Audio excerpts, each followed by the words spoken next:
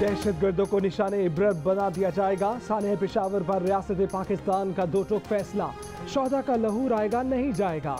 वजीर आजम की जेर सदारत एपेक्स कमेटी के इजलास का एलामिया जारी। दहशतगर्दों की मदद करने वाले तमाम जराए खत्म करने, खैबर पख्तूनख्वा में काउंटर टेररिज्म हेडक्वार्टर्स बनाने, पुलिस और CTD को जदीद हथियार देने के फैसले। पंजाब की तरह जदीद फॉरेंसिक लैब बनाई जाएगी। सेफ सिटी मंसूबे पर काम शुरू किया जाएगा। एलामी के मुताबिक दहशतगर्दी खत्म करने के लिए रियासत के तमाम इदारों को मिलकर काम करना होगा। उलमा अवाम को बताएं कि दहशतगर्द हमले हराम और कुरान और सुन्नत के खिलाफ हैं।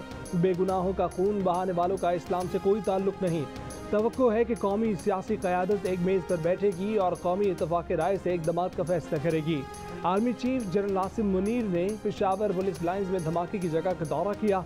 कहा, हम बतौर कौम मुत्तहिद होकर दहशतगर्दी को जड़ से उखाड़ फेंकेंगे। KP पुलिस ने दहशतगर्दी के खिलाफ फ्रंट लाइन फोर्स के तौर पर लड़ाई लड़ी।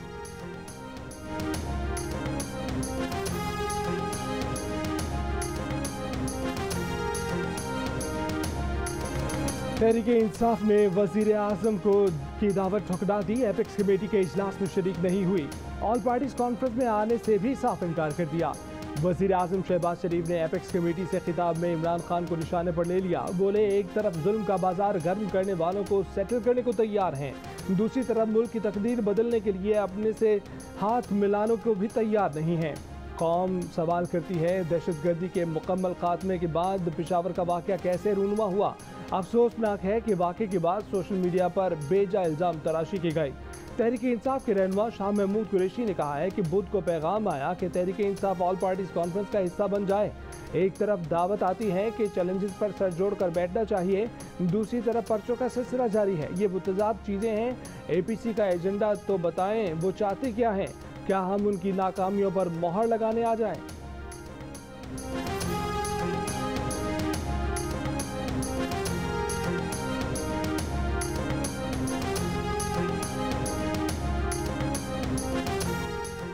वफाकी वज़ीर दाखिला राना सनाउल्लाह ने साबिक army chief general Qamar Javed Bajwa पर 28 नवंबर तक इमरान खान की सहूलतकारी का इल्ज़ाम लगा दिया।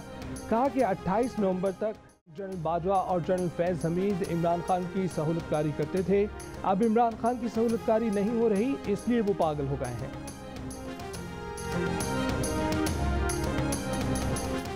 चेयरमैन PTI ने वज़ीर आज़म शहबाज शरीफ को दहशतगर्दी में इजाफे का जिम्मेदार करार दे दिया। एक बार फिर हुकूमत को तस्लीम करने से इनकार। कहा कि साजिश और हॉर्स ट्रेडिंग के जरिए आई इम्पोर्टेड हुकूमत को नहीं मानते। शहबाज शरीफ ने 10 माह में मईशत और जमहूरियत को तबाह कर दिया, बुनियादी इंसानी हकूक सल्ब और कानून की हुक्मरानी खत्म की। इन्हीं हरकतों की वजह से दहशतगर्दी भी फैली। PTI के असद कैसर की एपेक्स कमेटी में वज़ीर आज़म शहबाज शरीफ की गुफ्तगू की मजम्मत। KP पुलिस से मुताल्लिक ऐसी गुफ्तगू से गुरेज करने का मशवरा। कहा कि इम्पोर्टेड हुकूमत ने खैबर पख्तूनख्वा के फंड रोक लिए। 230 अरब रुपए वाजिब अदा है। PTI के रहनुमा जेलों से रोते हुए क्यों निकलते हैं? नवाज शरीफ से लंदन में सवाल। जवाब में नवाज शरीफ का इमरान खान पर तंज। कहा कि इमरान खान ने बहुत दफ़ा कहा था कि मैं इनको रुलाऊंगा, पता नहीं वो हमें कह रहा था या इन्हें। हमजा शहबाज को तो उसकी बेटी 8 महीने की थी जब वो जेल गई, 2 साल जेल जाती रही हर हफ्ते मिलने के लिए। मरियम नवाज को उसकी बेटी के सामने और अपने उसके वालिद के सामने जेल के अंदर से पकड़ा गया। हम तो कभी नहीं रोए। हमजा शहबाज की बेटी 8 साल की थी जब वो गिरफ्तार हुए। वो 2 साल जेल जाती रही। मरियम को अपने वालिद के सामने गिरफ्तार किया गया। हम तो कभी नहीं रोए। मुस्लिम लीग नून के रहनुमा तलाल चौधरी की जियो न्यूज़ के प्रोग्राम आज शाहजेब खानज़दा के साथ में बातचीत। कहा कि जिस तेज़ी से PTI रहनुमाओं को ज़मानतें मिल रही हैं, इतनी तेज़ी से ज़मानतें किसी को नहीं मिलती। हमारा तो 90 रोज़ का रिमांड होता था। हाँ, यहाँ अब 9 घंटे में रिमांड मुकम्मल हो रहा है। PTI वालों का तो कैद में अगला दिन शुरू नहीं होता कि वो रिहा हो जाते हैं। एक आदमी को रिहा किया गया तो उसने निकलते ही फिर कहा कि इलेक्शन कमीशन अरकान को जूते मारने चाहिए। जब इलेक्शन कमीशन को धमकियां देने वाले को कुछ नहीं कहा जाएगा तो इलेक्शन कमीशन शफाफ इंतखाबात कैसे करा सकेगा?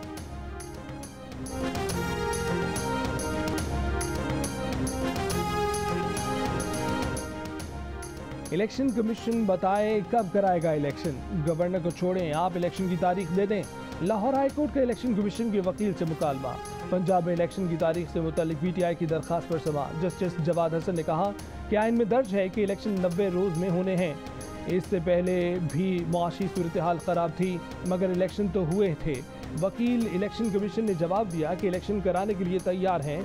कल इस हवाले से पेशरफ्त हुई है। गवर्नर ने खत में लिखा है कि इलेक्शन कमीशन तमाम स्टेक होल्डर से मुशावरत करे। वफाकी हुकूमत के वकील ने कहा कि कोई ये नहीं कह रहा कि इलेक्शन नहीं होंगे। जस्टिस जवाद ने कहा कि आप इतना काम कर रहे हैं, आप खुद इलेक्शन की तारीख दे दें। PTI की दरख्वास्त पर गवर्नर के वकील को जवाब के लिए 9 फरवरी की तारीख दे दी।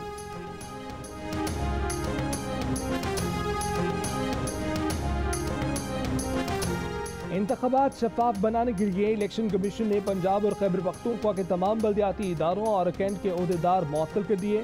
खैबर पख्तूनख्वा में तमाम मेयर, सिटी कौंसल, चेयरमैन तहसील कौंसल मुअत्तल, तमाम chairman neighbourhood, member village councils मुअत्तल। पंजाब और खैबर पख्तूनख्वा में कंटोनमेंट बोर्ड के सदूर, नायब सदूर और जनरल काउंसलरों को भी मुअत्तल कर दिया गया।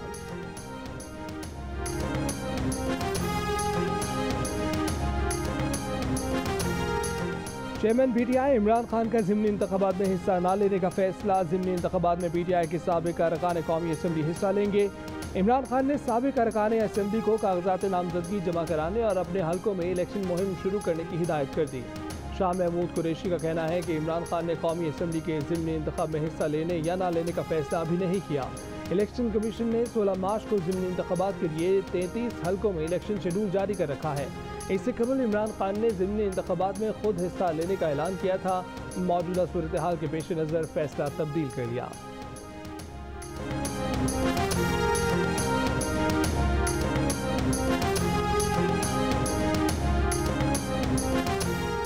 इमरान खान ने घरों, दोस्तों और ख़ानदानों को लड़ाया। बात करने का सलीका और तहजीब छीन ली। ज़हनी मरीज ने वज़ीर आज़म की कुर्सी पर बैठकर झूठ, गाली और गोली को कौमी कल्चर बना दिया। मरीम नवाज ने इमरान खान को निशाने पर ले लिया। नून लीग की सोशल मीडिया टीम के इजलास में कहा कि नौजवान मुआशरे में तहम्मुल, इखलाक और भाईचारे के जज्बे उभारें, इख्तिलाफ करने वाले को दुश्मन न समझे। कौमी क्रिकेट टीम के फास्ट बॉलर और लाहौर कलंदर्स के कप्तान शाहीन आफरीदी निकाह के बंधन में बन गए। निकाह शाहिद आफरीदी की बेटी इंशा के साथ कराची में हुआ। तकरीब में कौमी क्रिकेट टीम के कप्तान बाबर आजम, साबिक कप्तान सरफराज अहमद, नसीम शाह, शादाब खान, फखर जमान, स्क्वॉश लेजेंड जहांगीर खान और साबिक क्रिकेटर आकिब जावेद भी शरीक हुए। लाहौर कलंदर्स के आतिफ राना और समीन राना की भी शिरकत। 3 शहरों की पुलिस शेख रशीद के पीछे लग गई। शेख रशीद को हमारे हवाले करो, नहीं हमारे हवाले करो। शेख रशीद की तहवील के लिए इस्लामाबाद पुलिस, मरी पुलिस और कराची पुलिस तीनों दावेदार। कराची में भी साबिक वजीर दाखिला पर पर्चा कट गया। बिलावल भुट्टो के खिलाफ नाज़िब अल्फाज इस्तेमाल करने का इल्ज़ाम। कराची पुलिस शेख रशीद को लेने इस्लामाबाद पहुंच गई। मरी पुलिस ने भी शेख रशीद के खिलाफ कार्य सरकार में मुदाखलत का मुकदमा दर्ज कर लिया। पुलिस पर असलहा तानने और एहलकारों की वर्दी फाड़ने की दफात शामिल। इस्लामाबाद पुलिस ने शेख रशीद की हवालगी मांग ली। इस्लामाबाद पुलिस का मरी पुलिस को अदालत से रुजू करने का मशवरा। इस्लामाबाद हाई कोर्ट में शेख रशीद की गिरफ्तारी के खिलाफ तौहीन अदालत की दरख्वास्त। अदालत ने रिमार्क्स दिए कि थाने में तलबी का नोटिस मुअत्तल किया था। उसके तनाजुर में कोई खिलाफ वर्जी हुई है तो बताएं। अदालत ने FIR के इंदराज से नहीं रोका था, ना आपकी इस्तदा थी।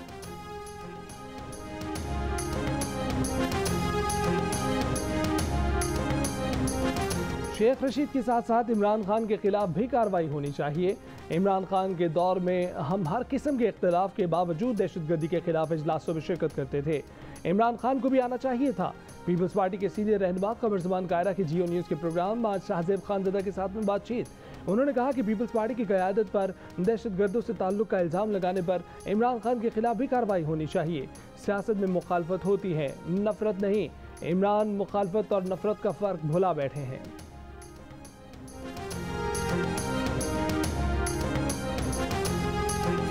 पार्लियामेंट लॉजेस में PTI के मुस्ताफी अरकान के कमरे खाली कराने का सिलसिला शुरू। फारूक हबीब के कमरे का ताला तोड़कर सामान बाहर निकाल दिया गया। कार्रवाई असिस्टेंट कमिश्नर और मजिस्ट्रेट की मौजूदगी में की गई। रहनुमा तहरीक इंसाफ फारूक हबीब ने कहा है कि ऐसी कार्रवाइयों से उन्हें कोई फर्क नहीं पड़ता। झूठे मुकदमात, FIR, जेलें सब कर लिया। अब ये लॉजेस के ताले तोड़ रहे हैं। इससे उनकी आमिराना सोच सामने आ रही है। कार्रवाई के बाद पीटीआई के 8 मुस्ताफी अरकान ने अपने कमरों की चाबियां इंतजामिया के हवाले कर दी। शफकत महमूद भी शामिल। दीगर अरकान ने चाबियां हवाले करने के लिए 2 दिन की मोहलत मांग ली। फारूक हबीब उन अरकान में शामिल हैं जिनका इस्तीफा सबसे पहले मंजूर हुआ। उनकी नशिस्त पर ज़िमनी इंतखाब भी हो चुका है। इस ज़िमनी इंतखाब में इमरान खान की कामयाबी का नोटिफिकेशन भी जारी हो चुका है।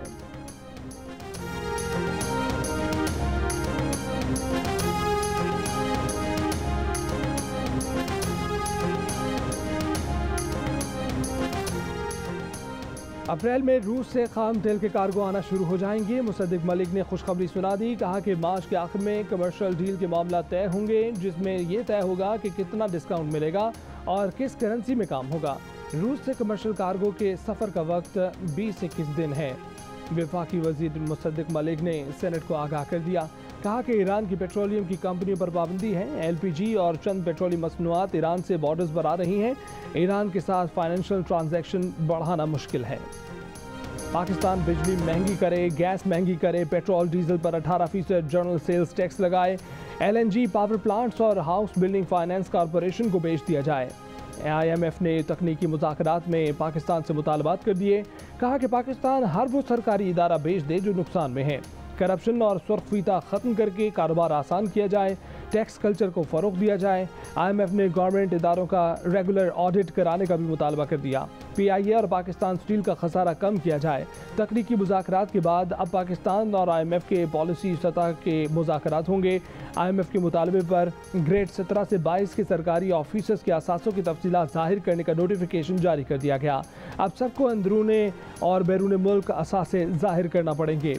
इससे सरकारी अफसरान की बेनामी जायदादों की रोकथाम हो सकेगी।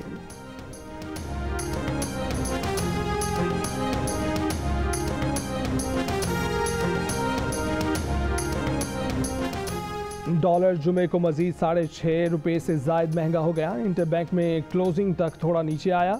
दिन के अख्ताम तक ₹5.22 महंगा होकर $276.58 का हो गया। ओपन मार्केट में ₹7 इजाफा $1 283 का हो गया।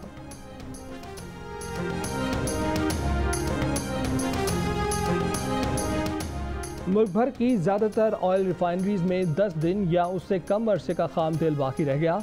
डॉलर की अदम दस्तयाबी और लॉजिस्टिक चेन में रुकावट का बायस है। सिनर्जी को रिफाइनरी 8 दिन के लिए बंद। रिफाइनरी ने वज़ारत तवानाई को ख़त लिखकर मुतला कर दिया। रिफाइनरी 10 फरवरी से खाम तेल का जहाज़ आने पर पैदावारी अमल शुरू करेगी। इत्तलात के मुताबिक ऑयल सेक्टर में कंपनीज को पेट्रोल की दरामद के लिए LC खोलने में शदीद रुकावट का सामना।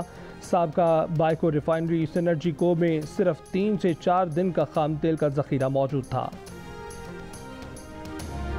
इमरान खान की हुकूमत के दौर में मुस्लिम लीग नून के रहनुमा शाहिद खाकान अब्बासी को 2 मरतबा वज़ारत उज़्मा की पेशकश की गई थी।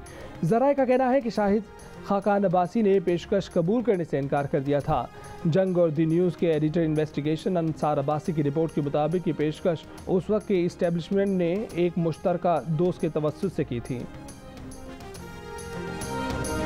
सिंध असम्बली में एक ही खानदान के 5 अफराद की ग्रेड 20 में भर्ती का केस। सिंध हाई कोर्ट का हैरत का इजहार।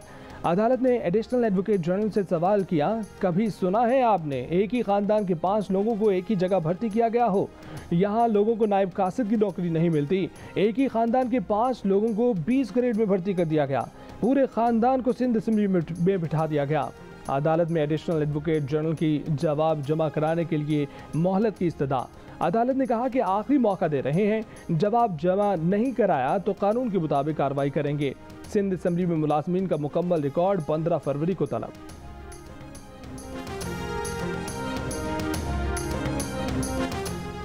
गोश्त असातिज़ा के खिलाफ कार्रवाई करना दादू के DEO प्राइमरी एजुकेशन को महंगा पड़ गया। महकमा तालीम सिंध ने DEO एजुकेशन गुलाम सरवर के तबादले की समरी भी तैयार कर ली।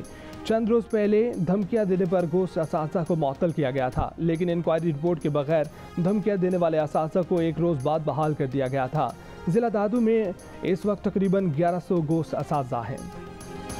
पुलिस लाइन्स पेशावर खुदकुश धमाके के शोहदा में मर्दान से ताल्लुक़ रखने वाला कांस्टेबल ज़ीशान 6 बहनों का इकलौता भाई और अपने ख़ानदान का वाहिद कफील था। ज़ीशान की 2 माह कबल ही शादी हुई थी। ज़ीशान एक ज़हीन तालिब इल्म था, लेकिन माली मुश्किलात की वजह से पढ़ाई छोड़कर पुलिस को ज्वाइन किया और शहीद हो गया। वज़ीर आला सिंध सैयद मुराद अली शाह का लेडी रीडिंग अस्पताल पेशावर का दौरा, पुलिस लाइन धमाके के जख्मियों की अयादत की। वज़ीर आला सिंध की पेशावर में शहदा की यादगार पर भी हाजिरी। सिंध हुकूमत की जानिब से पेशावर धमाके के शहदा के लिए 10 लाख और जख्मियों के लिए 5 लाख रुपए मुआवजे का ऐलान। शिमाली वज़ीरिस्तान के इलाके शाम में दहशतगर्दों और सिक्योरिटी फोर्सेज में झड़प, 2 दहशतगर्द मारे गए, असलहा और गोला बारूद बरामद। ISPR का कहना है कि दहशतगर्द सिक्योरिटी फोर्सेज के खिलाफ दहशतगर्दी की कार्रवाइयों में मुलव्विस थे। पाक फौज मुल्क में दहशतगर्दी के खिलाफ जीरो टॉलरेंस की पॉलिसी पर कारबंद है। असिस्टेंट कमिश्नर हो तो ऐसा स्टाइल जो देखे देखता रह जाए। कराची के इलाके नॉर्थ नाज़िमाबाद के असिस्टेंट कमिश्नर हाजिन भंगवार मॉडलिंग भी करते हैं, गाना भी गाते हैं, अवामी खिदमत का फ़र्ज भी निभाते हैं। सोशल मीडिया पर मुनफरिद अंदाज के चर्चे, शहरियों ने कूल कमिश्नर का टाइटल दे दिया।